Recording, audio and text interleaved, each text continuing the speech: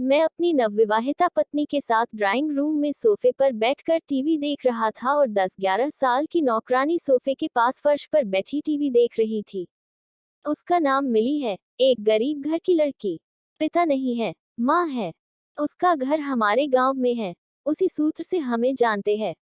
एक दिन उसकी माँ अपनी बेटी के साथ गांव से हमारे घर आई और मेरी माँ से बोली कि हम उसकी बेटी को रख लें। यही रहेगी और काम करेगी। माँ ने रख लिया। तब से लड़की हमारे घर में ही रहती है। कभी कभी उसकी माँ अपनी बेटी से मिलने आती है। मेरी पत्नी ने लड़की की ओर देखा और कहा, तुम नीचे क्यों बैठी हो? सोफे पर बैठो।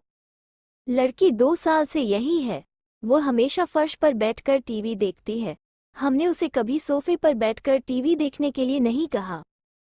लड़की ने हमें बहुत आश्चर्य और थोड़े डर से देखा।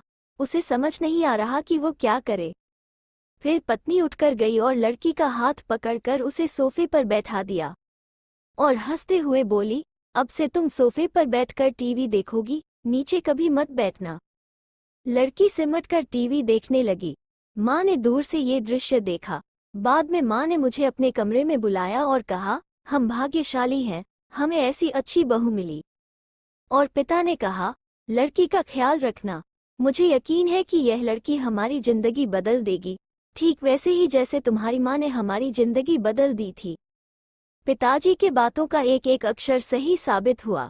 शहर में हमारी जमीन के टुकड़े को लेकर 12 साल से मुकदमा चल रहा था। जमीन की मौजूदा कीमत करीब 1 करोड़ रुपये है। जमीन पर एक प्रभावशाली व्यक्ति ने जबरन कब्जा कर लिया था। कुछ दिनों के बाद मुकदमे का फैसला हो गया और हम जीत गए। पिताजी ने उस दिन अदालत कक्ष में मुझसे फिर कहा, बहू का ख्याल रखना।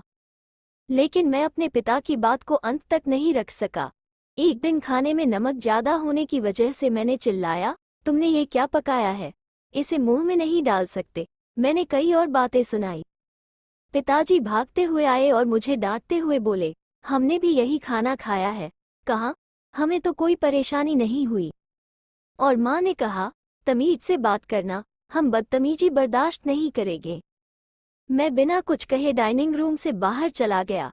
अगले दिन मैं ऑफिस गया तो पता चला कि बड़ी रकम के हिसाब किताब में गड़बड़ी हुई है। और चूंकि मैं कार्यालय के पैसे के लिए जिम्मेदार हूँ, इसलिए दोष मुझ पर आ गया। बॉस ने शांत स्वर में मुझसे कहा, अगर पैसों का हिसाब किताब मेल नहीं खाते हैं तो पुलिस को खबर कर देंगे और नौकरी भी चली जाएगी। मुझे सुनकर बहुत दुख हुआ। मैंने पूरा दफ्तर छान मारा लेकिन पैसे नहीं मिले। मुझे याद नहीं कि मैंने इसे ऑफिस के बाहर कहीं और छोड़ा था या नहीं। बुरी खबर यही खत्म नहीं होती। उसी दिन मुझे पता चला कि जिस ताकतवर आदमी ने हमारी जमीन पर कब्जा कर लिया था, उसने फैसले के खिलाफ हाईकोर्ट में अपील की है। यानी मामला अभी लंबा चलेगा, ज्यादा पैसा खर्च होगा और अधिक मुसीबत झेलनी पड़ेगी। मैं निराश होकर घर लौट आया। घर लौटने के बाद मैंने जो पहला काम किया वो अपनी पत्नी से माफी मांगना था। मैंने ये भी कहा, मैं जीवन में कभी भी तुम्हारे साथ बुरा व्यवहार नहीं करूंगा, मैं वादा करता हूँ। पत्नी कुछ देर चुप रही और बोली, मुझे मिली को स्कूल में दाखिला कराना है, मैं उसे खुद पढ़ाऊंगी।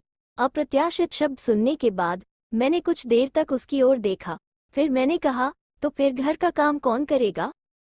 मैंने सुना है कि उसकी माँ गांव में लोगों के घरों में काम करके किसी तरह गुजारा करती है।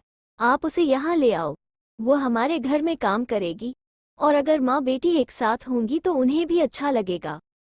मैं तुरंत सहमत हो गया और मेरे माता पिता को बताने पर वो तुरंत तैयार हो गए।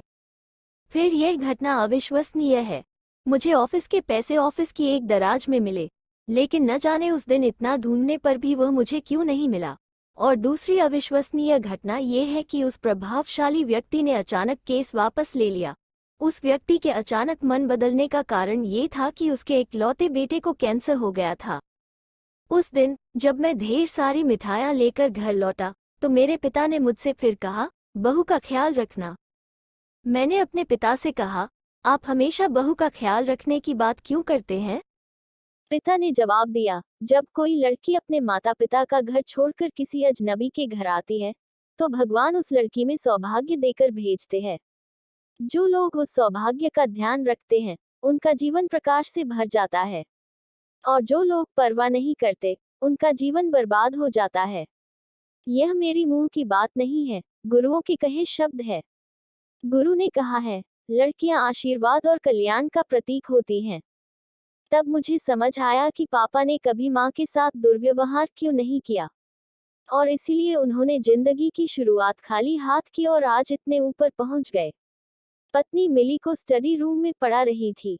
लड़की पढ़ाई में अच्छा कर रही है। मैं दरवाजे पर खड़ा हो गया और अपनी पत्नी की ओर देखने लगा। वह मुझे देखकर मुस्कुराई। तब मुझे लगा कि मुझे नौकरी और करोड़ों रुपए की संपत्ति पाकर जो खुशी मिली, उससे कहीं ज्यादा खुशी मुझे अपनी पत्नी का मुस्कुराता चेहरा देखकर मिली। कहानी को अंत तक सुनने के लिए आपका बहुत बहुत धन्यवाद।